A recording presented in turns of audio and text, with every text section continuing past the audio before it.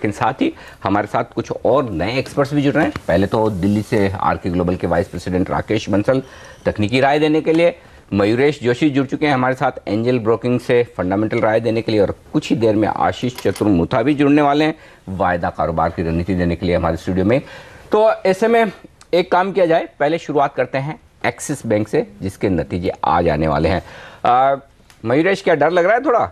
जिस तरह से एचडीएफसी बैंक और कोटक बैंक ने कल डराया है, और एक्सिस बैंक में भी लोग कह रहे हैं कि थोड़ा प्रोविजनिंग पर नज़र रखिए, स्लिपेजेस पर नज़र रखिए, क्या करना चाहिए एक्सिस बैंक में इन नतीजों से पहले? मॉर्निंग अनिल जी, क्लियरली जैसे एचडीएफसी बैंक और कोटक बैंक की प्रोविजनिंग बढ़ी है, I think yes, I think थोड़े जिटर्स बिल्कुल है कि एक्सिस बैंक की प्रोविजनिंग और एसेट क्वालिटी कैसे पैन आउट होगी। और लार्जली जैसे लास्ट क्वार्टर में एक्सिस बैंक ने एक अनाउंस किया था एक वॉच लिस्ट 24,500 करोड़ की, जहाँ पे इनका कहना है कि 60% can actually turn into an NP in over the next 8 quarters. I think ये लिस्ट को मॉनिटर करना बहुत ज़रूरी होगा और बैंक किस हिसाब से प्रोविजनिंग करती है ये देखना भी बहुत ज़रूरी होगा। हालांकि हम मान के चल रहे हैं कि ये क्वार्टर और अगले क्वार्टर में जो क्रेडिट कॉस्ट्स हैं शायद थोड़ी एलिवेटेड लेवल्स पे रह सकती है। There can be some accelerated provisions जो इन्होंने काउंटर सिक्लिकल प्रोविजंस बढ़ाए थे लास्ट क्वार्टर में, there can be some amount of addition to that, एक सेफगार्ड और बफर के तौर पे। तो रिजल्ट्स बहुत अहमियत रखेंगे specifically in terms of asset quality, credit cost कैसी होंगी, and generally I think advances growth specifically retail side पे। Retail advances almost 40% of its overall book है, तो कैसे बुक को ग्रो कर पाते हैं और कैसे अपनी कॉर्पोरेट और एसएमई बुक की लेंडिंग रिकवरीज को मैनेज करती है बैंक और management commentary. I think this is going to be extremely crucial. तो मेरे ख्याल से I think you should wait and watch for the results. कोई जल्दी नहीं करनी चाहिए। अगर एसेट क्वालिटी के नंबर्स वर्सर देन एक्सपेक्टेड रहे तो obvious reaction I think the stock can probably see some amount of profit booking या selling, but largely I think asset quality के नंबर्स के अराउंड ही रिवॉल्व होंगे and the bank Nifty probably can revolve, क्योंकि ICICI bank के इसके बाद नतीजे आने वाले हैं, उस पर भी शायद एक इम्पैक्ट आ सकता है। बिल्कुल, तो अगले हफ्ते 29 तारीख को आईसीआईसीआई बैंक के नतीजे आएंगे, बैंकिंग सेक्टर के ऊपर नजर रहेगी। और आज का दिन भी देखिए फाइनेंशियल सेक्टर के हिसाब से बड़ा दिन है। एक्सिस बैंक के अलावा फेडरल बैंक के नतीजे आएंगे, एमएनएम फाइनेंशियल्स के नतीजे आएंगे, एलएनटी फाइनेंस और इक्विटास के नतीजे भी आएंगे। तो देखना होगा ये नंबर्स किस तरह के निकल कर आते हैं। लेकिन चलिए दूसरे एक्सपर्ट से राय लेते हैं और जानते हैं उनके टॉपिक्स आज के लिए क्या हैं। बंसल जी हमारे साथ जुड़ चुके हैं दिल्ली से। गुड मॉर्निंग सर, बताइए आज कौन से स्टॉक्स पर आपकी नजर है, टॉपिक्स बताएं। Good morning Hemant. सबसे पहला कॉल एशियन पेंट्स पर रहेगा। टेक्निकल स्ट्रक्चर काफी पॉजिटिव है। डेली चार्ट के ऊपर एक राउंडिंग बॉटम फॉर्मेशन बनते हुए देखा है, जो कि टेक्निकली एक बुलिश पैटर्न होता है। 995 के स्टॉप लॉस के साथ 1068 के लक्ष्य के लिए एशियन पेंट्स को खरीदने की राय रहेगी। दूसरा एक बाय कॉल रहेगा अशोक लीलैंड पर। आप देखें तो ब्रेक्सिट के बाद अशोक लीलैंड में करेक्शन देखने को मिली थी और कल नतीजों के बाद स्टॉक ने काफी समय बाद हायर टॉप हायर बॉटम रुझान में शिफ्ट हुआ है। टेक्निकली एक ट्रेंड रिवर्सल देखने को मिला है। अशोक लीलैंड एक स्ट्रॉन्ग बाइंग कैंडिडेट है 92.5 के स्टॉप लॉस के साथ 102 के टारगेट के लिए। और थर्ड बाय कॉल रहेगा ऑयल इंडिया पर। यहाँ पे भी टेक्निकल स्ट्रक्चर पॉजिटिव है। एक नेगेटिव न्यूज के चलते स्टॉक में करेक्शन देखने को मिली थी, बट नीचे में 358 के अराउंड स्टॉक ने एक डबल बॉटम बनाया हुआ है और टेक्निकली मुझे लगता है स्टॉक में एक अच्छी रैली देखने को मिल सकती है। 358 का स्टॉप लॉस, 398 के टारगेट्स के लिए ऑयल इंडिया को बाय करना चाहिए। ओके, तो एशियन पेंट्स, अशोक लेलैंड और ऑयल इंडिया, तीन है स्टॉक्स जहां राय खरीदारी की राकेश बंसल की तरफ से लेंगे। ब्रेक और ब्रेक के बाद लौटेंगे तो कुछ और बेहतरीन पिक्स हमें हमारे एक्सपर्ट से लेनी है और साथ ही वायदा कारोबार की रणनीति भी लेनी है। आशीष चतुर्मुथा आ चुके हैं हमारे स्टूडियो में, बात करेंगे उनसे इस ब्रेक के बाद।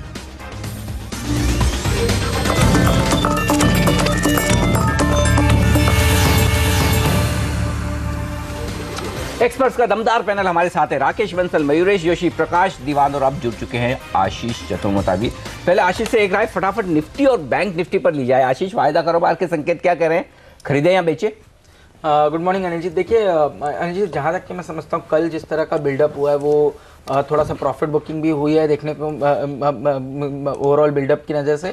और साथ ही साथ मुझे लगता है कि जिस तरह से पुट कॉल रेशियो एक लोअर टॉप बना रहा है 1.09 से 1.03 के लेवल्स हमें देखने को मिले और विक्स में भी एक थोड़ा सा राइज हमें देखने को मिल रहा है, जो क्लियरली इंडिकेट कर रहा है कि थोड़ा प्रॉफिट बुकिंग इन लेवल्स पे पॉसिबल है। 8400 तक की डाउन साइड मुझे लगता है 2 से 3 दिनों के अंदर में निफ्टी के अंदर देखने को मिल सकती है और ऊपर में 8550 8570 ये एक स्ट्रॉन्ग रेजिस्टेंस जोन मुझे लगता है बाजार में 2-3 दिनों के लिए रहेगा। तो ओवरऑल मुझे लगता है लगता है 2 से 3 दिनों के अंदर में थोड़ा प्रॉफिट बुकिंग का माहौल बाजार के अंदर में बनता हुआ देखने को मिल सकता है। और ये प्रॉफिट बुकिंग जो बनेगी वो क्या बैंकिंग स्टॉक से बनेगी, जैसा कि कल हमने देखा?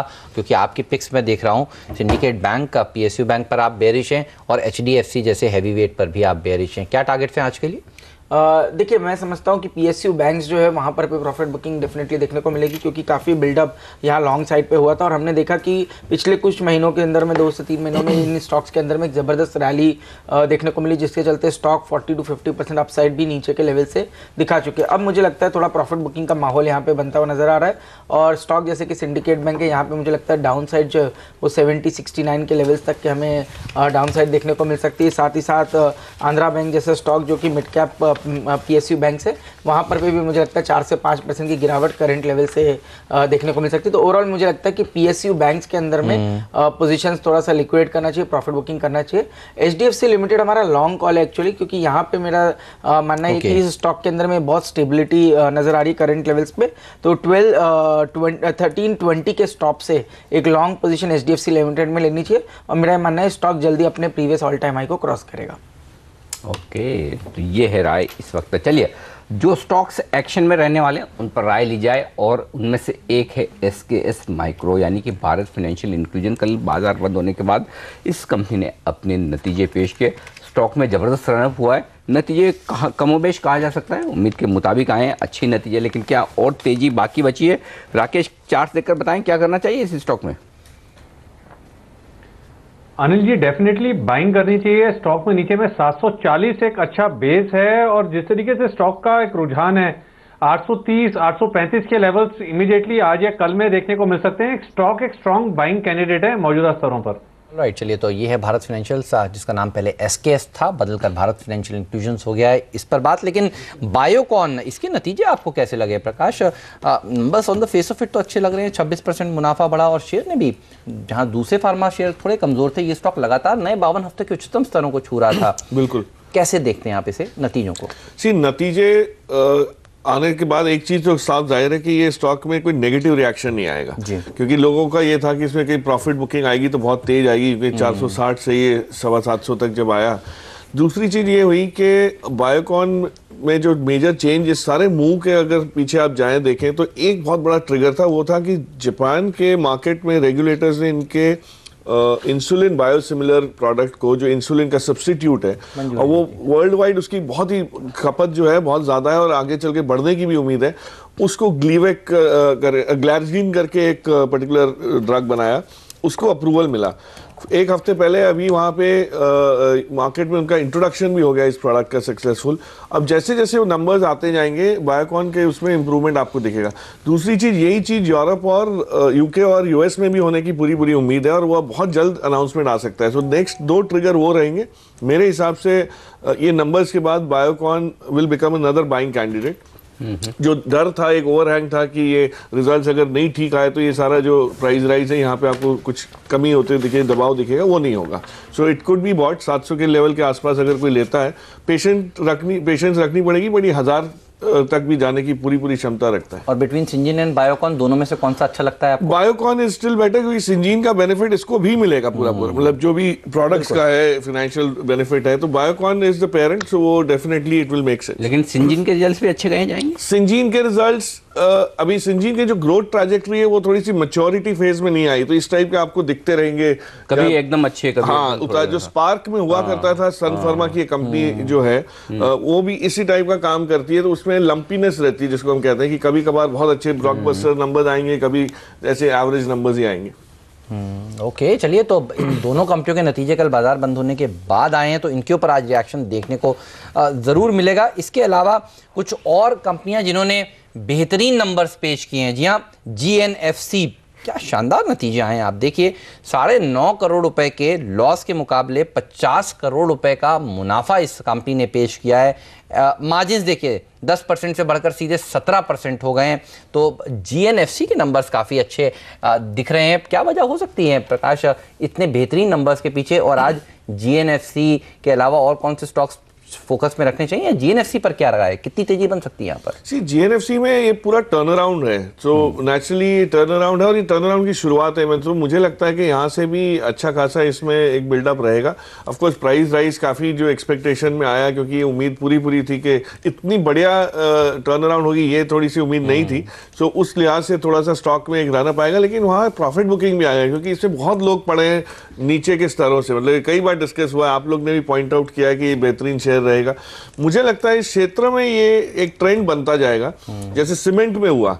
सीमेंट में अगर आप देखें पिछले 4 महीने में क्या हुआ है कि सारा सीमेंट का आउटलुक चेंज हुआ, प्रोडक्शन से लेके उनके फाइनेंशियल रिजल्ट्स और स्क्रिप्ट के प्राइस को। ये तीनों चीजें एक के बाद एक आपको इंटर रिलेटेड चेंजेस इसमें आने लगे।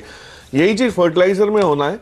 अब नेक्स्ट बिग ट्रिगर में भी यूरिया, मैंने कल कबाली शेयर की तरह आरसीएफ भी दिया है, जो मुझे लगता है सबसे बड़ा यूरिया प्रोड्यूसर है, और चंबल में भी ऑफ कोर्स अपसाइड है इस टाइप की। तो कोरोमंडल में कुछ समय पहले हमने देखा कि जो कॉम्प्लेक्स फर्टिलाइजर है उनके भाव ऊंचे होने के बावजूद किसान की क्षमता बढ़ जाएगी आफ्टर अ गुड मानसून खरीदने की। तो ये सब चीजें हैं जिससे सारा पैक जो है थोड़ा सा री-रेट होने की क्षमता रखता है। और मुझे ये समझ आई कि अगर अभी नहीं आपने इन्वेस्ट किया तो आप फिर 20% ऊपर करेंगे और फिर बोलबाला हो जाएगा इस क्षेत्र का, तब लोग पढ़ेंगे। तो इसकी जगह अभी से कर सकते हैं।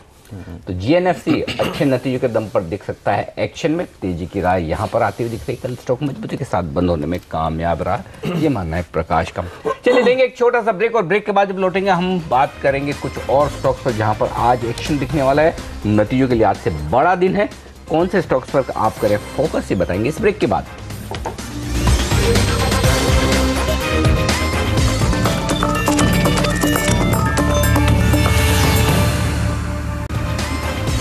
स्वागत है आप सभी का सीएनबीसी आवाज पर। आप देख रहे हैं मार्केट काउंटडाउन, और एक्सपर्ट्स का दमदार पैनल हमारे साथ इस समय बना हुआ है। जी हाँ, प्रकाश दीवान जी हैं हमारे साथ स्टूडियो में, आशीष चतुर्मोहता जी हैं, और साथ में राकेश बंसल और मयूरेश जोशी जी भी हमारे साथ बने हुए हैं। और एक सेक्टर जिसने अच्छा प्रदर्शन कल दिखाया है, मयूरेश आपसे राय लेना चाहूँगा उस पर, और वो है सीमेंट पैक। क्या ज़बरदस्त तेज़ी देखने को मिल रही है। एसीसी, अंबुजा, अल्ट्राटेक, नंबर्स भी अच्छे आ रहे हैं। ये बताइए क्या और तेजी की गुंजाइश है इन स्तरों से? इस पैक में क्या व्यू बन रहा है आपका? नहीं हेमंत जी, आई थिंक मार्केट्स ने ऑलरेडी प्रीएम कर चुके थे 2 क्वार्टर पहले कि आई थिंक जैसे यूटिलाइजेशन लेवल्स बढ़ेंगी, जैसे डिमांड बढ़ेगा स्पेसिफिकली हाउसिंग सेक्टर से, स्ट्रोक इंफ्रास्ट्रक्चर सेक्टर से, जैसे गवर्नमेंट के रिफॉर्म्स की तरफ उलझान है, मेरे ख्याल से आई थिंक एक एक्सपेक्टेशन ऑलरेडी बिल्टअप हो चुकी थी कि cement as a cyclicality should do well over the next few quarters. अभी जहाँ तक रिजल्ट्स का सवाल रहा, मुझे लगता है अल्ट्राटेक ने बहुत बेहतरीन नंबर पेश किए हैं। जैसे इनकी नई कैपेसिटीज एडअप होंगी जेपी की ऐड होने के बाद, मुझे लगता है EBITDA पर टन में इंप्रूवमेंट दिखेगा। The only caveat probably that I see is कि जो पेटको प्राइसेस हैं ये थोड़े आई थिंक अपस्विंग पे आने लग गए हैं, इसलिए जो एफिशिएंसीज हैं ये वॉल्यूम से आएंगी। So clearly I think it will all depend upon the second half कि कैसे डिमांड आउटलुक सुधरता है। और एक्सपेक्टेशंस यही है कि अगर जीडीपी ग्रो होती है अराउंड 7-7.5% टू से the least 1.5 time GDP multiplier के सीमेंट वॉल्यूम ग्रोथ या डिमांड ग्रोथ होनी चाहिए। तो if you go by that parameter, मेरे ख्याल से आई थिंक यूटिलाइजेशन लेवल्स और भी बढ़ने की उम्मीद है, and that can probably offset the kind of input cost increases that we are seeing। इसलिए EBITDA per ton के हिसाब से भी I think एक improvement दिख सकती है over the next few quarters। जहाँ तक realizations का सवाल रहा है, मुझे लगता है I think it is dependent on markets। तो नॉर्थ, साउथ, ईस्ट, वेस्ट ये पॉकेट्स में हम देखें तो एक जनरल राइज प्रॉब्ली देखनी चाहिए over the next few quarters। तो मैं शायद काफ़ी ऑप्टिमिस्टिक रहूँगा ये स्पेस में। I think I have been optimistic over the last few quarters। और मेरे ख्याल से अगर किसी का 1 से 1.5 साल का व्यू हो तो I think cement sector is one sector that you can really be in। And again I think you have to be stock specific। और ब्रेक के तुरंत बाद माफ कीजिएगा मयूरेश, थोड़ा रोकना पड़ेगा आपको यहाँ पर क्योंकि बाजारों के खुलने का वक्त हो रहा है प्री ओपनिंग सेशन में। उससे पहले एक छोटा सा ब्रेक हमें लेना है, ब्रेक के बाद तुरंत लौटेंगे, बने रहिए हमारे साथ।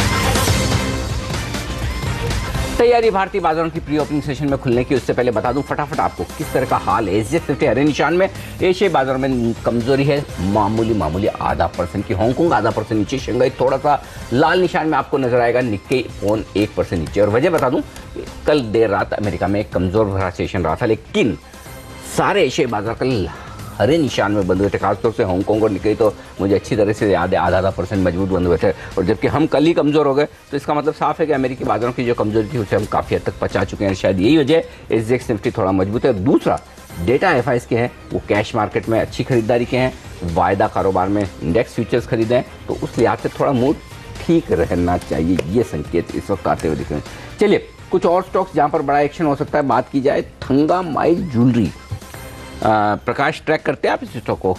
कल एक एक्शन होता दिखा, बहुत बड़ा तो नहीं, 2.5 लाख शेयर ही खरीदे गए 278 रुपये पर, लेकिन जिन्होंने खरीदा वो बहुत बड़े हैं, डिराइव इन्वेस्टमेंट दमानी जी ने।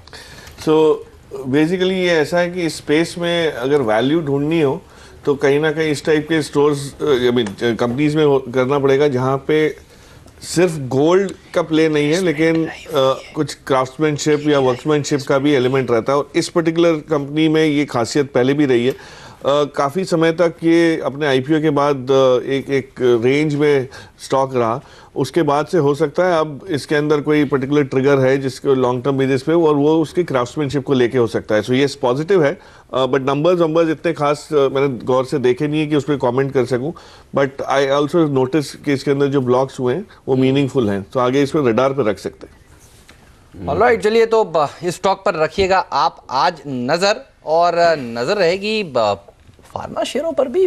हमारे एक्सपर्ट्स जो हैं वो फार्मा शेयरों पर काफ़ी बुलिश हैं। आशीष चतुर्मोहता की राय है 2 फार्मा शेयरों पर, लेकिन उससे पहले देखिए मार्केट अब प्री ओपनिंग सेशन खुलने वाला है, कौन से वो स्टॉक्स हैं जहां मजबूती होगी, बाजार कैसे खुलेगा इस पर नज़र होगी। और ये देखिए अब प्री ओपनिंग ट्रेड्स आने शुरू हो चुके हैं। 38 अंक ऊपर सेंसेक्स खुला है, निफ्टी में 50-60 अंक की गिरावट देखने को मिल रही है। घबराने की जरूरत नहीं है, ये प्री ओपनिंग में कुछ फ्री ट्रेड्स भी होते हैं।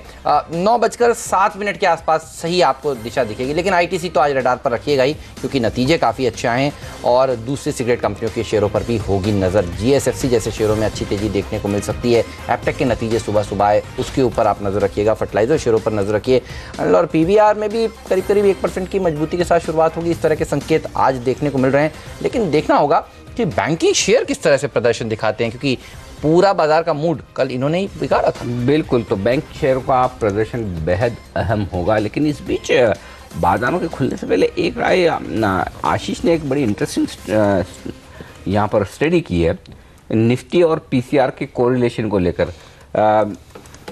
आशीष, निफ्टी, पीसीआर और वॉलेटिलिटी इंडेक्स, तीनों के बीच में क्या कोरिलेशन है और उसके लिहाज से बाजार के डायरेक्शन का क्या अंदाजा लगाना चाहिए? जी हाँ, बिल्कुल जी। देखिए आप अगर से निफ्टी और पुट कॉल रेशियो के चार्ट को देखेंगे, put call ratio open interest जिसको हम बोलते हैं, क्योंकि open interest is very important indicator volumes के कंपैरिजन में, तो वहाँ पर पे एक पॉजिटिव कोरिलेशन हमें देखने को मिलता है। जब भी पुट कॉल रेशियो बढ़ता है तो जनरली एक इंडिकेशन होता है कि मार्केट जो है वो ऊपर की तरफ बढ़ने की कोशिश करते हैं, और उसी तरह से पुट कॉल रेशियो जब डाउन होता है तो मार्केट थोड़ा सा प्रॉफिट बुकिंग का मोड पकड़ते हैं।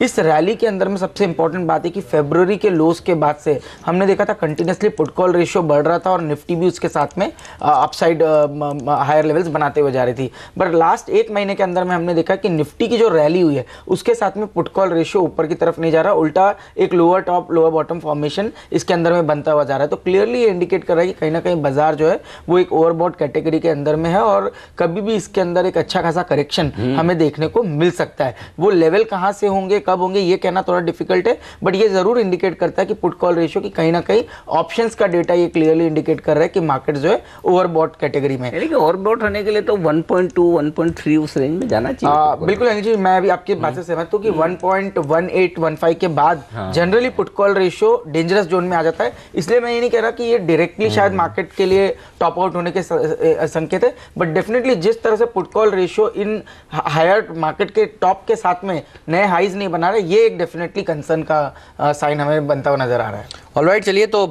ये बात पुट कॉल रेशियो की और बाजार की, लेकिन आप देखिए कुछ स्टॉक्स जहां पर दमदार एक्शन आज देखने को मिलेगा। एडीएफ फूड्स, राकेश चार्ट्स पर एक बार देखकर बताइए ये कैसा लगता है? अगले बुधवार इनकी बोर्ड बैठक होने वाली है और बोर्ड बैठक में बायबैक के ऊपर विचार होने वाला है।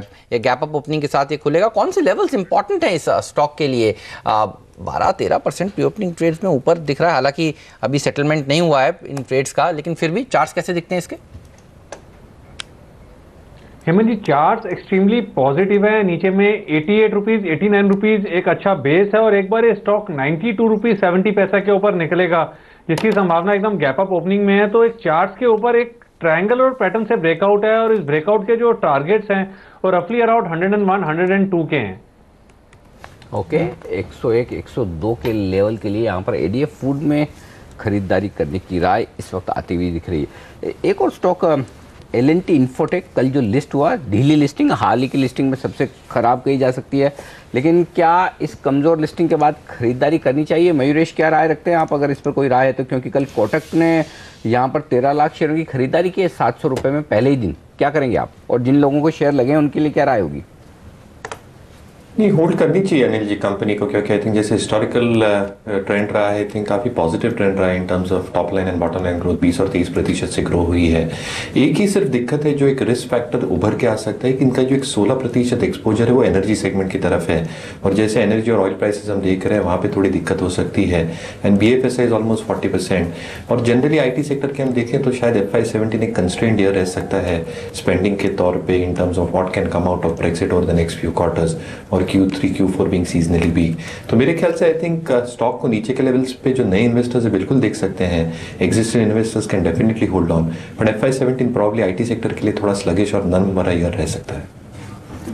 ओके, चलिए, तो ये राय L&T इन्फोटेक पर अनिल अब सबकी नज़रें रहने वाली हैं कि एडवांस एंजाइम्स आज कितना गुना भरता है। कल हमने देखा था करीब 4.25 गुना भरा था, और निवेश की सलाह है वहाँ पर तो। अरे रिटेल वालों ने तो कल ही 6.5% गुना भर दिया, मतलब तो इस, और ये भी अगर IPO 50 से 70 गुना भरे तो मुझे आश्चर्य नहीं होगा। और हेमंत, ये IPO अच्छा है। अच्छा, एक कंफ्यूजन बहुत लोगों में कि L&T इन्फोटेक अच्छा नाम समझकर पैसा लगाया लोगों ने, और हम बात भी कर रहे थे कि इसमें वो पैसा बनेगा नहीं। जी हाँ, अभी भी चलिए कोई बात नहीं बना 700 रुपये के आसपास रिटेल को मिला, 700 के आसपास शेयर है, ये बेचकर एडवांस एंजाइम में लगा लेना चाहिए, तो स्विच करना चाहिए। हाँ, बिल्कुल लगा लेना चाहिए, तो वहाँ पर पैसा बनेगा, ये पक्की बात है। तो वो ज़्यादा बेहतर IPO, लिस्टिंग पर मुनाफा बन जाएगा, काम हो जाएगा आपका। तो कोई बात नहीं, हर एक IPO में पैसा ना भी बने, और कई बार लोग बड़ा नाम समझकर लगाते हैं, लेकिन अल्टीमेटली वैल्यूएशन, और दूसरा IT शेयरों के लिए समय बहुत अच्छा चल नहीं रहा, तो एडवांस एंजाइम पर नज़र रखिए, वहाँ पर पैसा लगाइए।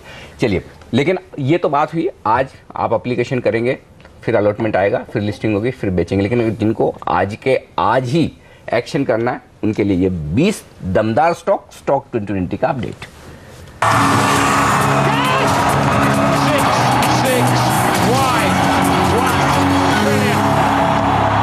पूरी टीम पे आप नजर डालिए, रिजल्ट पे खास तौर पे फोकस है। केमफैब, अल्कलीज, GNFC, केन इंडिया, बेहतरीन रिजल्ट है, इसलिए सेक्टर्स पे खरीदारी करनी चाहिए। वहीं गैमर इंडिया में स्टेक सेल की खबरें हैं, थाईलैंड का GP ग्रुप स्टेक लेने वाला, इसलिए खरीदारी करें। सिंजीन बहुत बेहतरीन रिजल्ट दिए हैं, इसलिए खरीदारी करनी चाहिए। ADF फूड्स बाईबैक की बैठक है 27 को, इसलिए सेक्टर्स पे खरीदारी करनी चाहिए।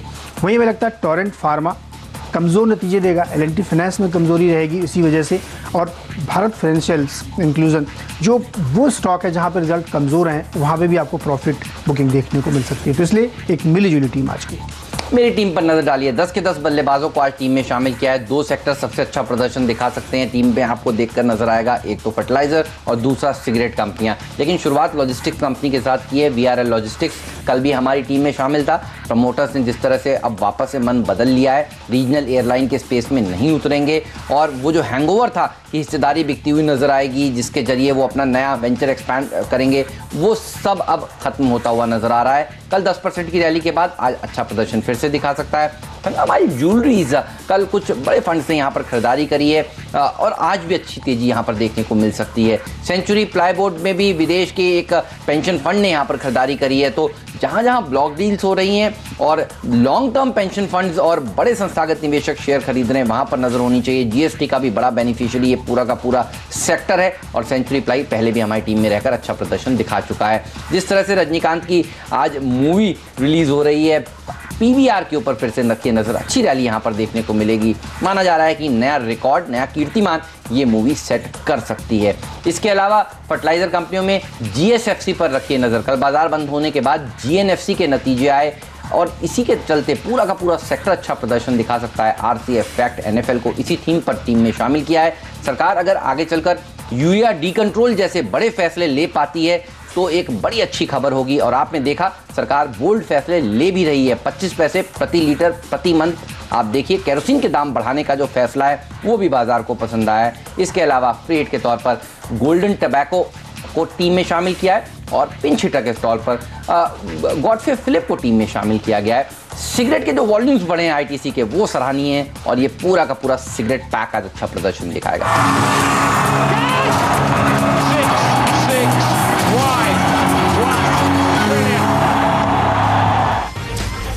तो ये हैं 20 बेहतरीन ट्रेडिंग आइडियाज़ आज आपके लिए। अब बता दूं आपको प्री ओपनिंग सेशन में कहां पर एक्शन दिख रहा है। कुछ स्टॉक्स जो अच्छे नतीजों के दम पर एक्शन में दिख रहे हैं। केमफेब, ये स्टॉक 10% ऊपर नजर आ रहा है। ये किसके? नीरज की टीम का पहला स्टॉक था, ओपनर था जी। वाह वाह वाह, नतीजे काफी अच्छे आए। दूसरा एक और मोतीलाल ओसवाल 3.5%, ये भी मजबूत दिख रहा है। मुझे याद है शायद राकेश ने मुझे जहां तक याद आ रहा है, राकेश आपने रिकमेंड किया था हाल ही में से।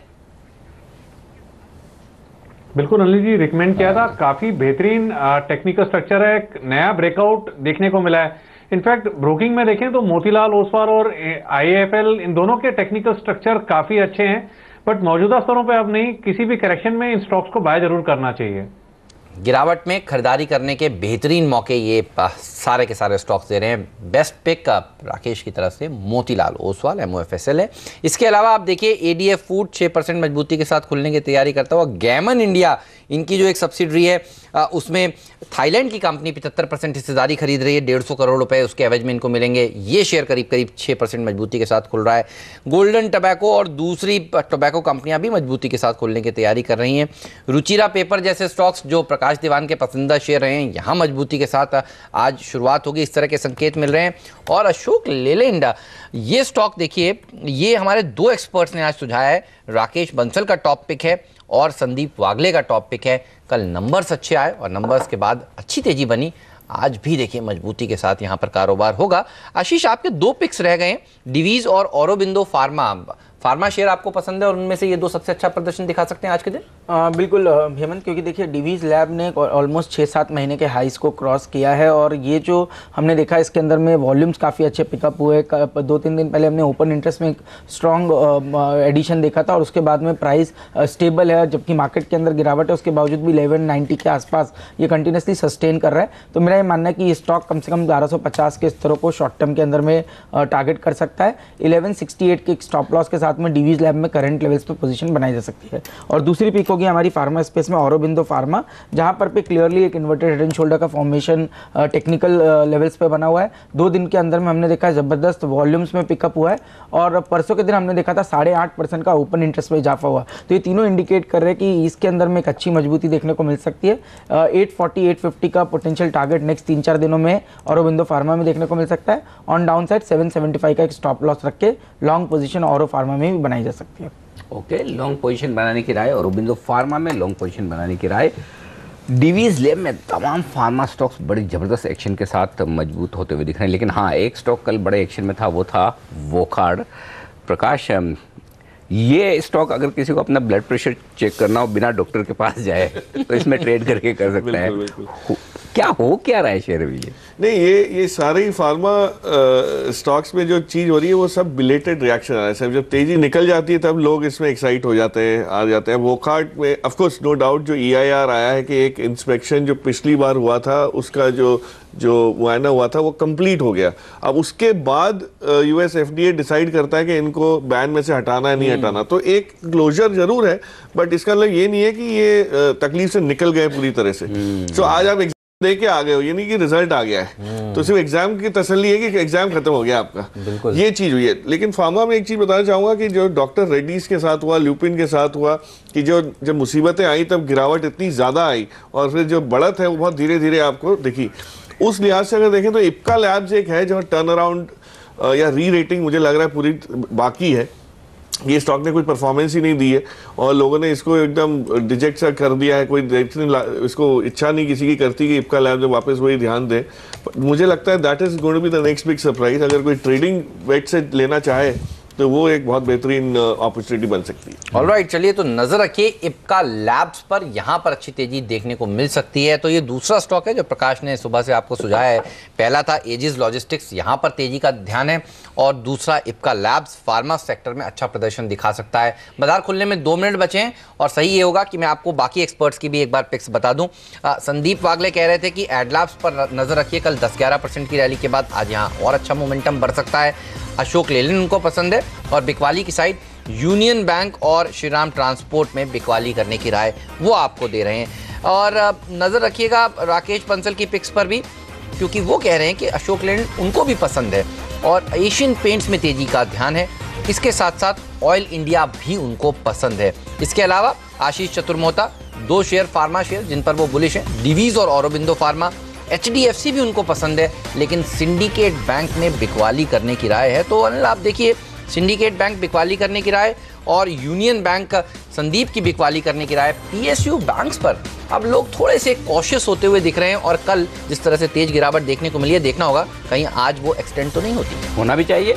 10 स्टॉक ऐसे हैं जो वायदा कारोबार के बैन में, और मुझे आशीष यहाँ पे मैं बाद में पूछूंगा मार्केट ओपन होने के बाद, लेकिन मुझे याद नहीं आता कि पिछली बार कब 10 स्टॉक एक साथ वायदा कारोबार के बैन में आए थे। कल इंडिया सीमेंट, JP एसोसिएट और आरकॉम। अच्छा, JP एसोसिएट एक और स्टॉक था जो कल सुबह सुबह हमने आइडेंटिफाई किया था। कल टोरेंट फार्मा हमने आइडेंटिफाई किया था, सन टीवी हमने आइडेंटिफाई किया था। तो अभी भी ऐसे ही कुछ और आइडेंटिफिकेशन, कुछ ऐसे ट्रेड्स जो सुबह सुबह आपको एक्शन में दिखेंगे। 9:15 से 9:30 ये वक्त होता है जब इंट्राडे के लिए आप पोजीशंस बनाएं। शुरुआती कारोबार में, वायदा कारोबार में जो भी एक्शन हो, कैश मार्केट में जो भी एक्शन हो, बड़ी डील्स या फिर वायदा कारोबार में ओपन इंटरेस्ट के लिहाज से बदलाव, क्योंकि जिन लोगों को पता है कि आज कौन से स्टॉक्स मूव करने वाले हैं, वो सुबह सुबह 15 मिनटों में पोजीशन बनाते हैं और उसका असर आपको फिर पूरे दिन भर देखने को मिलता है। तो बस अब उसकी शुरुआत होने वाली है। अब से कुछ मिनटों में हम आपको बताएंगे कहाँ आज आपके लिए ट्रेडिंग के मौके हैं, तेजी या मंदी की तरफ, चाहे वो वायदा कारोबार के स्टॉक्स हो या फिर कैश मार्केट के। उससे पहले शुरुआत करते हैं आज की पारी की हरे निशान के साथ हम करेंगे शुरुआत। ये संकेत हमारे प्री ओपनिंग सेशन से भी और SGX निफ्टी से भी, तो हम बेहतर खुलेंगे एशिया के मुकाबले में। पहली टिक आपकी स्क्रीन पर आती हुई सेंसेक्स और निफ्टी पर हरे निशान के साथ 30 अंक ऊपर है सेंसेक्स और 11 अंक ऊपर निफ्टी खुलता हुआ दिख रहा है। मिड कैप इंडेक्स ज्यादा बेहतर, 1.4% की मजबूती की आ रही है पूरी तरह से ITC से। 1.5% का उछाल। टाटा ग्रुप अपना योगदान दे रहा है। टाटा मोटर्स, टाटा पावर मजबूत खुलते हुए दिख रहे हैं आज के सेशन में। HDFC बैंक में 0.5% की तेजी। भेल, BPCL, पावर ग्रिड जैसी सरकारी कंपनियों से भी बाजार को जोश आता हुआ। हाफ सेंचुरी मारी है सेंसेक्स ने। निफ्टी अभी भी 11 अंकों पर, लेकिन बैंक निफ्टी एकदम सपाट। हिंडाल्को 1% नीचे, डॉक्टर में 1% की कमजोरी।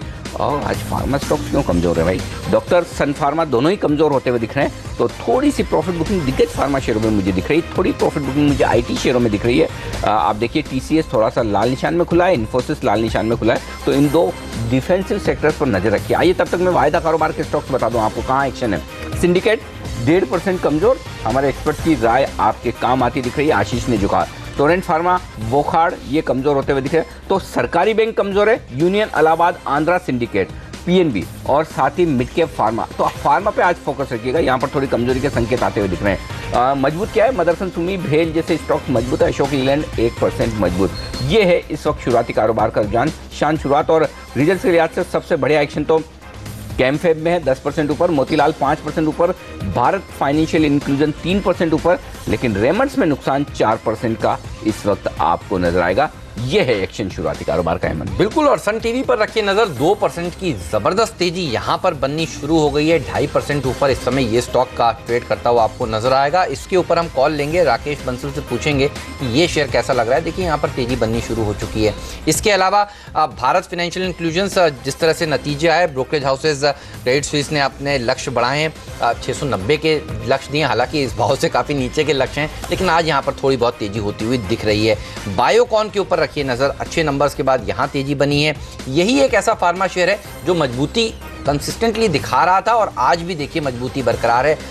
इसके अलावा सिंजन के नतीजे भी कल बाजार बंद होने के बाद आए हैं। ये दोनों ही स्टॉक्स में थोड़ी बहुत आज एक्शन देखने को मिल रहा है। लेकिन कमजोरी कहां पर है? कमजोरी देखिए सबसे ज्यादा है आज PSU बैंक्स में। Syndicate, PNB, union, Allahabad, Andhra, IDBI bank, Canara bank, SBI, सारे के सारे PSU फार्मा शेयर कमजोरी के साथ कारोबार करते हुए। तो जैसा कि हम आपसे कुछ ही देर पहले कह रहे थे, ये वो ऐसे स्टॉक्स हैं PSU बैंकिंग स्टॉक्स जो आज फिर से दबाव बना सकते हैं और इन्होंने दबाव बनाना शुरू कर दिया है। कल की तेजी के बाद आज जयप्रकाश एसोसिएट्स 2.5% कमजोरी के साथ ट्रेड कर रहा है। कल की तेजी के बाद आज टोरेंट फार्मा भी देखिए करीब 2% की गिरावट दिखा रहा है। इसके अलावा नजर रखिए कुछ खबरों वाले शेयरों पर। जी हाँ, एपटेक के कमजोर नतीजों के बाद इस स्टॉक ने दबाव के साथ कारोबार किया है, लेकिन ITC ने जिस तरह से सिगरेट वॉल्यूम का ग्रोथ जबरदस्त दिखाया है, गोल्डन टबैको 12% मजबूती के साथ ट्रेड करता हुआ आज के दिन। इसके अलावा आप देखिए दूसरी जो टोबैको से जुड़ी हुई कंपनी है, VST जैसे स्टॉक्स और गॉडफ्रे फिलिप्स जैसे स्टॉक्स जो अच्छा प्रदर्शन दिखा रहे हैं। तो सिगरेट के जो नंबर्स अच्छे आए हैं उसका फ़ायदा इन तमाम कंपनियों में देखने को मिल रहा है। और हमारे जो एक्सपर्ट्स कह रहे थे कि रखिएगा नज़र, आज आपको फर्टिलाइज़र सेक्टर पर फैक्ट देखिए, आरसीएफ जो पसंदीदा शेयर है हमारे एक्सपर्ट प्रकाश का, वहाँ पर तेजी देखने को मिल रही है। जीएनएफसी में हालांकि जैसा कि मान रहे थे सब लोग, थोड़ी बहुत प्रॉफिट बुकिंग देखी जाएगी, वो इतना अच्छा प्रदर्शन नहीं दिखा रहा, लेकिन बाकी फर्टिलाइजर शेयरों में आज दमदार एक्शन देखने को मिल रहा है। जीएनएफसी प्रॉफिट बुकिंग ही कहेंगे इसको, 4% नीचे अच्छे नंबर्स के बाद। हाँ, सो जो मतलब उम्मीद थी अच्छे नंबर आने की और उस वजह से रनअप भी अच्छा खासा आया था। ये प्रॉफिट बुकिंग के बाद थोड़ा सा कंसोलिडेशन होगा और फिर नेक्स्ट इसकी चाल दिखेगी, तो बहुत बहुत अंडरस्टैंडेबल है। बट इसमें लेना हो तो आपको 1-2 दिन बाद भी मौका अच्छा मिल सकता है, फिर पोजीशन बना सकते हैं। तो ठीक है, थोड़ा मौका मिलेगा तब आप फिर से लोअर लेवल पर करें खरीदारी इस वक्त। चलिए, तो साफ तौर पर सरकारी बैंकों में जो कमजोरी हो रही, उनमें से अब एक ट्रेड ढूंढा जाए अगर कहीं कोई शॉर्ट करने का बनता है। सिंडिकेट तो आपने कहा ही था मेरे ख्याल से आशीष शुरुआती कारोबार में। और कोई स्टॉक है? पीएनबी टॉप लूजर है 2%, या सिंडिकेट में इन लेवल्स पर और शॉर्ट करें? मैं समझता हूँ सिंडिकेट में ही करना चाहिए, क्योंकि यहाँ पर पे अच्छा खासा वीकली 2 वीक्स के लोज ब्रेक हो चुके हैं और बिल्डअप 2 दिनों से अच्छा खासा बिल्डअप हो चुका है शॉर्ट साइड पे। तो मेरा मानना है कि इस स्टॉक के अंदर में डाउन साइड जो है वो 70 तक की देखने को मिल सकती है। करंट लेवल्स पे भी शॉर्ट पोजीशन बनाई जा सकती है, सिर्फ स्टॉप लॉस जो है वो थोड़ा सा चेंज करना होगा। 78 के बजाय मुझे लगता है 75-50 का एक स्टॉप रख के शॉर्ट पोजीशन बनाई जा सकती है। राकेश, सन टीवी देखिए कल भी अच्छा प्रदर्शन दिखा रहा था, आज भी 2-2.5% ऊपर है। एफएनओ का टॉप गेनर यही स्टॉक है। इसके चार्ट्स कैसे लग रहे हैं आपको? हेमंत जी, चार्ट्स तो एक्सट्रीमली पॉजिटिव हैं, बट नई पोजीशन लेते हुए अगर लेता है तो कोई नियर बाय स्टॉप लॉस नहीं है। और स्टॉक में देखें तो 432 से पहले कोई रेजिस्टेंस नहीं है। मौजूदा स्तरों से भी 13-14 रुपए का जो रनअप है इमीडिएटली आज या कल में देखने को मिल सकता है सन टीवी के अंदर। ओके, तो सन टीवी में यहाँ पर एक अच्छी तेजी का माहौल बनता हुआ दिखा, लेकिन काफ़ी अच्छी खरीदारी कल हमने EIL में देखी थी, इंजीनियर्स इंडिया लिमिटेड में। आज फिर से 1% मजबूत है और यहाँ पर थोड़ी पोजीशंस भी बनती हुई दिख रही है। 50,000 शेयर नए जुड़े हैं। EIL पर क्या राय रखते हैं आप आशीष, वायदा कारोबार के ट्रेडर्स के लिए? बिल्कुल अंजी, देखिए इसके अंदर तो कल वॉल्यूम भी आपने देखा, ऑलमोस्ट 1.5 करोड़ के शेयर के आसपास का वॉल्यूम हुआ और ओपन इंटरेस्ट में भी एक ज़बरदस्त इजाफा देखने को मिला है। स्टॉक एक बहुत सीरियस अंडर परफॉर्मर रहा कुछ समय से, पर मुझे लगता है जिस तरह से इसने 210-215 के लेवल्स को क्रॉस किया है, देखते हुए लगता है कि 255-260 के लेवल्स आने वाले 1 से 2 हफ्ते के अंदर में स्टॉक में देखने को मिल सकते हैं। तो मुझे लगता है कि पोटेंशियली एक स्ट्रॉन्ग मूवर रहेगा, बट डेफिनेटली रिस्क रिवॉर्ड के टर्म्स में थोड़ा सा एक डीप स्टॉप लॉस रखना होगा। 215 के आसपास का एक स्टॉप रख के लॉन्ग पोजीशन इसके अंदर में कैरी की जा सकती है। चलिए, ऑयल मार्केटिंग कंपनी जिस तरह से विस्तार की योजनाएं बना रही हैं, एक्सपेक्टेशन बाजार को यही है कि बड़े ऑर्डर्स इनके हाथ लग सकते हैं, और इसीलिए कल भी हमने देखा इंटरडे में 8-9% की तेजी और आज फिर से मजबूती के साथ कारोबार हो रहा है। ये वो स्टॉक्स जो हमारे एक्सपर्ट्स ने आपको सुझाए थे जहां पर अच्छा तेजी देखने को मिल रही है। डीवीज लैब में मजबूती है और अरबिंदो फार्मा में मजबूती के साथ कारोबार हो रहा है। अशोक लेलैंड में भी तेजी के साथ ही इस समय ट्रेड होते हुए नजर आ रहे हैं। एशियन पेंट्स पर भी आप देखिए मजबूती का सिलसिला बरकरार है। एडलैब्स कल 10% की रैली देखने को मिली थी और आज वो मोमेंटम कंटिन्यू दिख रहा है, लेकिन कैम फैब्स 10% का अपर सर्किट यहाँ पर लग गया है। जिस तरह से नंबर्स देखिए, 1.5 करोड़ के मुकाबले 6.25 करोड़ रुपए का मुनाफा है अपर सर्किट पर ये स्टॉक ट्रेड करता हुआ। एडीएफ फूड 8% ऊपर है बायबैक की खबरों के दम पर। और शुगर सेक्टर पर रखिए नजर, राना शुगर, उगर शुगर, ये एक और ऐसा सेक्टर है जो अच्छा प्रदर्शन आज के दिन दिखा रहा है। पीवीआर, इसको कैसे आप छोड़ सकते हैं? आप देखिए यहाँ पर भी 2.5% की तेजी इस समय देखने को मिल रही है। अल्लाह, तो रजनीकांत का जो इम्पैक्ट है, कबाली का इम्पैक्ट, वो पीवीआर पर आज भी बरकरार है। एक राय लेते हैं चार्ट्स पर, पीवीआर यहां से और कितना ऊपर जा सकता है? 1123 रुपए के आसपास इस समय खड़ा है। राकेश, चार्ट्स कैसे लगते हैं पीवीआर के आपको? देखिए हेमंत जी, चार्ट्स तो एक्सट्रीमली पॉजिटिव हैं और स्टॉक ऑलरेडी एक अनचार्टेड टेरिटरी में चल रहा है। कोई रेजिस्टेंस नहीं है, नए हाइट्स पे स्टॉक चल रहा है। ये कहना बड़ा मुश्किल है कहां तक जाएगा, but clearly buy on decline वाला स्टॉक है, अनचार्टेड टेरिटरी में चल रहा है। और प्राइस वॉल्यूम जो एक्शन है वो थोड़ा समय और इसी मोमेंटम के साथ कंटिन्यू रह सकता है। और एक और स्पेस, ये जो राणे ग्रुप के शेयर्स हैं हेमंत जी, इनके अंदर चार्ट्स के ऊपर लग रहा है कि आने वाले 2-4 दिनों में एक अच्छा खासा मोमेंटम देखने को मिलेगा। Already price volume action Rane holding, Rane brake और जो इसके बाकी राणे वॉल्व, इनके अंदर देखने को मिल रहा है। मुझे लगता है कि मोमेंटम, अगर 3-4 दिन का किसी का व्यू है मोमेंटम ट्रेडिंग का, तो राणे ग्रुप के स्टॉक्स में नजर रखनी चाहिए। ओके, राणे ग्रुप के स्टॉक्स पर नजर रखें, लेकिन सबकी नजरें कवाली पर है इस वक्त। और आज जितनी दमदार ओपनिंग और कई सारे रिकॉर्ड्स बनने वाले हैं इस मूवी की रिलीज के साथ ही, अब तक तो जितनी मूवीज रिलीज हुई है सबसे ज़्यादा स्क्रीन्स पर तो ये रिलीज हुई है, तो 200 करोड़ तो रिलीज से पहले इसने कमा लिए थे। 340 करोड़ रुपए का अब तक का पीके का रिकॉर्ड है। क्या लगता है टूट जाएगा प्रकाश? 500 करोड़ की बातें हो रही हैं यहाँ पर।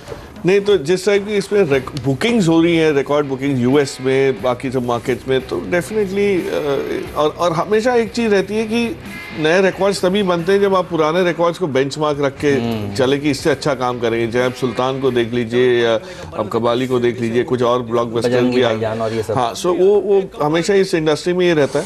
एंड ये अच्छी चीज़ है क्योंकि कई कंपनीज की मार्केट कैप नहीं है जितना, तो ये कई मूवीज जो है ये आपको बिलिंग्स बना देती है। तो ये आप देखिए तो मतलब, तो अगर एग्जीबिशन सेक्टर को चुनना हो, कोई स्टॉक चुनना हो, मुझे याद आता है पीवीआर तो काफ़ी सस्ते लेवल्स पर सीएलएसए जैसे बड़े ब्रोकरेज ने कहा था 5 गुना हो सकता है ये स्टॉक।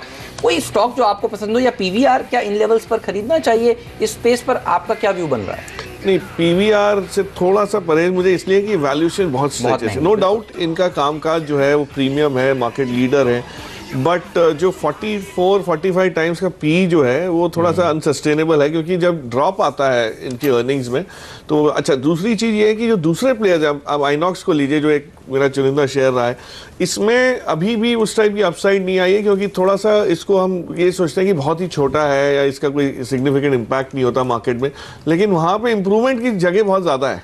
पीवीआर ऑलरेडी एक पीक पे पहुंचा हुआ है, तो इसके बाद आगे कितना बढ़ सकता है ये थोड़ा सा संदेह वाली चीज़ है। जैसे राकेश ने कहा वो नई टेरिटरी में है, तो उसका आंकलन करना मुश्किल है, लेकिन आइनॉक्स हमें पता है कि आगे चल के एक बहुत अच्छी बढ़त हासिल कर सकता है।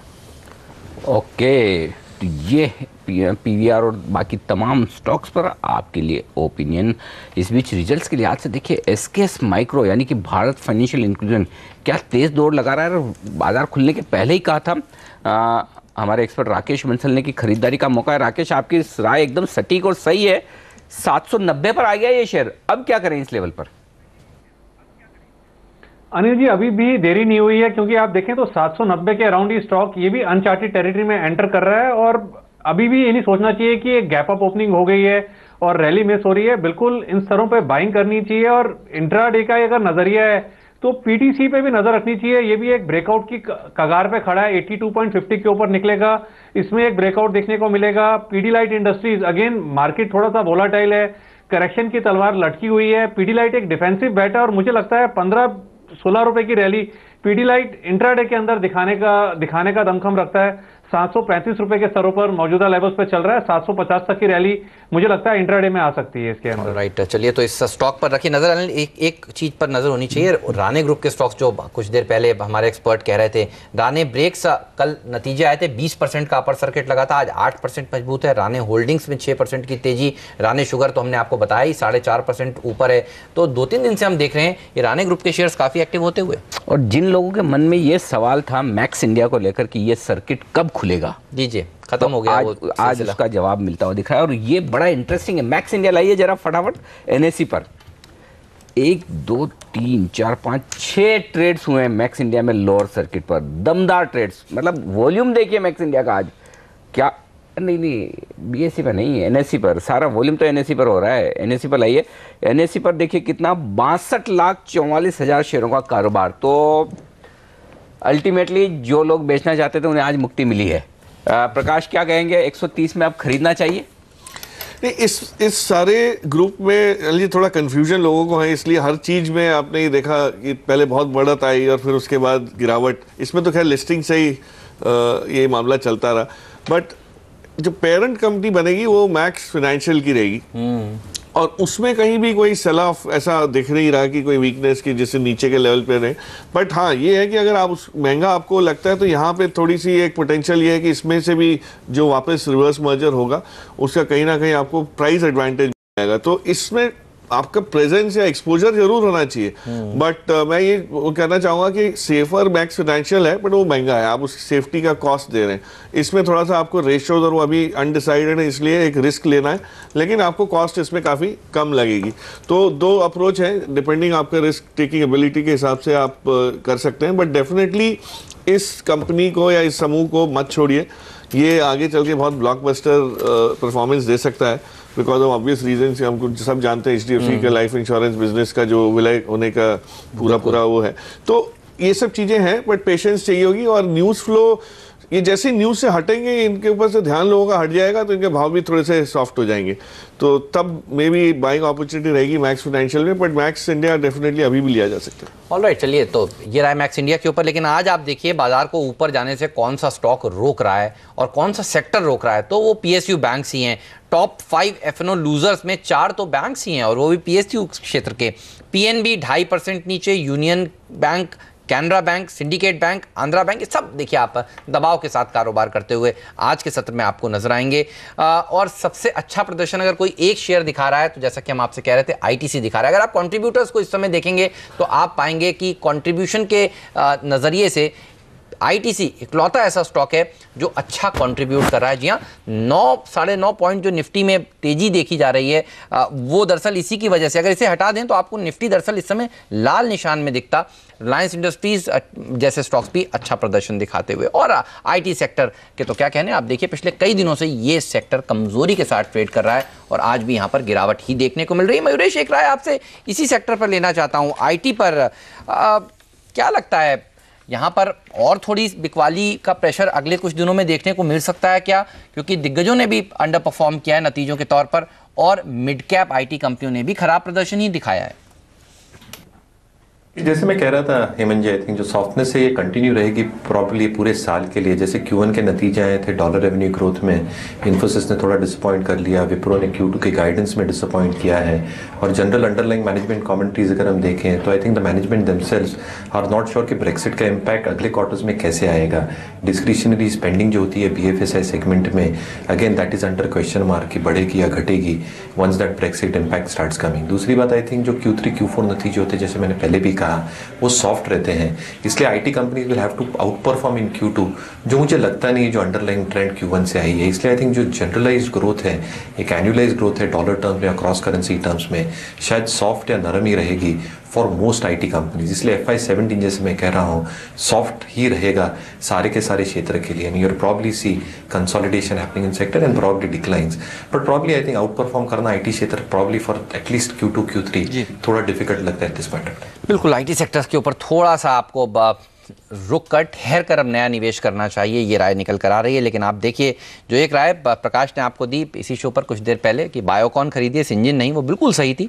इस समय F&O में बायोकॉन 4.5% मजबूती के साथ ट्रेड कर रहा है। टॉप 3 गेनर्स में इसने अपना नाम दर्ज करा लिया है। एक बार चार्ट्स पूछते हैं राकेश से। राकेश, क्या आउट परफॉर्मेंस देखने को मिली है इस स्टॉक में महीने दर महीने?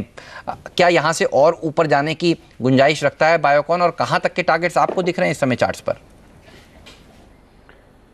देखिए हेमंत जी, एक काफी पॉजिटिव स्ट्रक्चर है। नीचे से एक अच्छी रैली आते हुए देखिए हमने, ऊपर में 750 प्लस के लेवल तक स्टॉक गया, और उसके बाद स्टॉक में करेक्शन देखने को मिली। एज ऑफ नाउ स्टॉक एक करेक्शन में चल रहा है, और एक बार जिस तरीके से आज एक अपमूव आया है, अगर ये स्टॉक 710 के लेवल्स के ऊपर डिसाइसिवली मेंटेन करता है और क्लोजिंग लेने में सक्षम होता है, तब वो संकेत होगा कि जो बड़ी करेक्शन ऊपर से हमने आते हुए देखी थी वो खत्म है, और तब ये स्टॉक ऊपर में 770 775 के लेवल्स दिखाने का दमखम रखता है।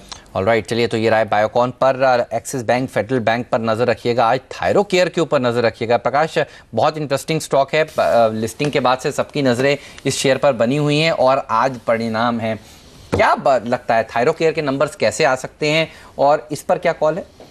इस कंपनी को मैं अभी तक पूरी तरह समझ नहीं पाया हूँ। और जो प्राइसिंग पे इन्होंने ऑफर किया था उसमें बहुत कम गुंजाइश थी शेयर होल्डर्स के लिए पैसे कमाने की, तो वो स्वाभाविक है कि जो नरमी दिखी आपको पोस्ट लिस्टिंग वो आज है। अब नंबर्स अगर इंकरेजिंग आते हैं और मैनेजमेंट ये समझाता है कि ये नंबर सस्टेनेबल होंगे, क्योंकि इनका बिजनेस बहुत कंपेटिटिव है और बहुत कम मार्जिन्स पे ये लोग काम कर रहे हैं, तो जब 250-300 रुपए में अगर कोई टेस्ट कर रहा है और उसमें भी पैसे कमा रहा है, तो उसको समझना थोड़ा सा जरूरी है कि किस प्रकार का एक्सपेंशन हो सकता है, स्केल अप कैसे हो सकता है। वो आने के बाद ये वैल्यूएट कर सकते हैं कि हो सकता है वैल्यू इसमें मिले, क्योंकि कई IPO के बाद जो नंबर जो कंपनीज दबाव में रहती है वहां पे आपको अपॉर्चुनिटी बहुत मिलती है, जैसे पराग फूड्स था एक, बिल्कुल। अब वहां जिस टाइप की बढ़त हासिल हुई है, मुझे लगता है ये भी इस टाइप का कैंडिडेट हो सकता है। मैं ये नहीं कह रहा अभी ऑलरेडी है, पर नंबर्स की वेट डेफिनेटली करूंगा, क्योंकि बहुत पुराना ट्रेंड इस कंपनी से वाकिफियत का है नहीं अपने को। एक बार वो हो जाए फिर उसके हिसाब से आगे का कॉल लिया जा सकता है। मोस्ट वॉच्ड नंबर हाल ही के आईपीओस में अगर आप देखें तो फिर आज ये रहेगा, इसके ऊपर नजर हमारी बनी रहेगी। आप भी जुड़े रहिएगा दिन भर सीएनबीसी आवाज के साथ, हम आपको एग्जैक्टली बताएंगे नंबर्स कैसे रहे और उसके बाद बताएंगे स्टॉक पर कॉल। लेकिन हेवल्स ये एक स्टॉक है जो 1.25% मजबूती के साथ ट्रेड कर रहा है। हाल ही में इन्होंने सिल्वेनिया के कारोबार को बेचा था, अपनी बैलेंस शीट को हल्का किया था और उसके बाद अब एक्सपेक्टेशन यही हो रही थी कि नंबर शायद आने वाले दिनों में सुधरते हुए दिखें। कल इसके नतीजे आएंगे, किस तरह की पोजीशंस बनती हुई दिख रही हैं आशीष इस स्टॉक में, और कोई कॉल नतीजों से एक दिन पहले आप लेना चाहेंगे इस पर? देखिए नतीजों के पहले थोड़ा रिस्की जरूर है, पर जिस तरह का बिल्डअप है और जिस तरह के चार्ट है उसको देखते हुए लगता है कि चांसेस है कि स्टॉक अपसाइड की तरफ जाएगा। 385 390 इसका पोटेंशियल टारगेट होना चाहिए। और डाउन साइड में मुझे लगता है कल का लो जो कि काफ़ी क्रिटिकल है, हमने देखा था एक अच्छा खासा सेल ऑफ आया था, तो वो 363 64 के आसपास है, तो उसको स्टॉप लॉस रख के आप लॉन्ग पोजिशन बनाई जा सकती है। 15 से 20 रुपये की अपसाइड एक्सपेक्ट की जा सकती है। प्रकाश, क्या PSU बैंक्स से निकल जाना चाहिए? नतीजे देखने के बाद री एंटर करेंगे तो ज़्यादा अच्छे लेवल्स मिल सकते हैं, क्या आप इस राय से इत्तेफाक रखते हैं? क्योंकि हम पिछले 2 दिनों से तो कम से कम यही देख रहे हैं PSU बैंक सबसे ज़्यादा अंडर परफॉर्म कर रहे हैं। और आज भी देखिए बाजार अगर नीचे है तो उसका बड़ा कारण बैंक निफ्टी है, और बैंक निफ्टी में अगर नीचे है तो उसमें ज़्यादातर स्टॉक्स देखिए PSU स्पेस के दबाव बना रहे हैं। टॉप 5-7 लूजर्स इस समय FNO में PSU बैंक्स के शेयर हैं। मुनाफा हो रहा है तो एक बार वसूल लेना बिल्कुल सही होगा क्या? बिल्कुल होगा। इनफैक्ट मुझे तो ये मुनाफा जो हो रहा है यही थोड़ा सा आश्चर्य हुआ था। मैं अप्रैल के महीने से इस व्यू पे रहा हूँ कि PSU बैंक से जनरली बैंकिंग से थोड़ा सा दूर इसलिए रहे, एक्सेप्ट फॉर 1-2 चुनिंदा जो प्राइवेट सेक्टर बैंक्स हैं, क्योंकि जो नई प्रणाली MCLR करके जो आई है, जो मार्जिनल कॉस्ट ऑफ फंड्स के हिसाब से लेंडिंग रेट डिसाइड होता है, वो आपके जो प्राइम लेंडिंग रेट था उससे हट के है थोड़ी सी। और इसमें क्रेडिट ग्रोथ करना हिम्मत बहुत टफ होने वाला है कंपनीज के लिए, और अच्छे बोरोवर्स ढूंढना आज की मार्केट में माहौल में स्लो डाउन जो पूरी जिसका स्लो डाउन का इम्पैक्ट आज पीक पे है, तो इस माहौल में अगर कोई कंपनी को ग्रो होना है, बैंकिंग कंपनी को, तो उसके लिए बहुत टफ है।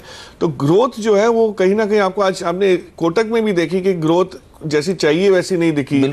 मार्जिन ठीक ठाक इंप्रूव कर लेते हैं ये लोग, क्योंकि कम लोन देते हैं तो उसमें बहुत अच्छे मार्जिन आ जाते हैं। टफ एनवायरनमेंट में प्राइवेट सेक्टर बैंक्स अच्छा प्रदर्शन नहीं दिखा पा रहे तो बहुत टफ हो रहा है। और HDFC में भी कई पहली बार एक ऐसा एहसास हुआ है कि थोड़ा सा स्ट्रेस है, GNPA जो बड़े हैं, बट नॉट कोई चिंता की बात वहां इसलिए नहीं है कि बैलेंस शीट बहुत बड़ी है, बट ये चीज कुछ PSU बैंक्स को बहुत ज्यादा हिट कर सकती है। और ये जो रिकैपिटलाइजेशन आया है ये भी थोड़ा सा इनएडिक्वेट सा अब समझ आ रहा है जब गणित हम देखते हैं, तो काफी चीजें नेगेटिव है। जून के रिजल्ट्स के लिहाज से आप देखेंगे तो वीकनेस दिखेगी, तो आपको अब सितंबर के रिजल्ट्स की वेट करनी पड़ेगी।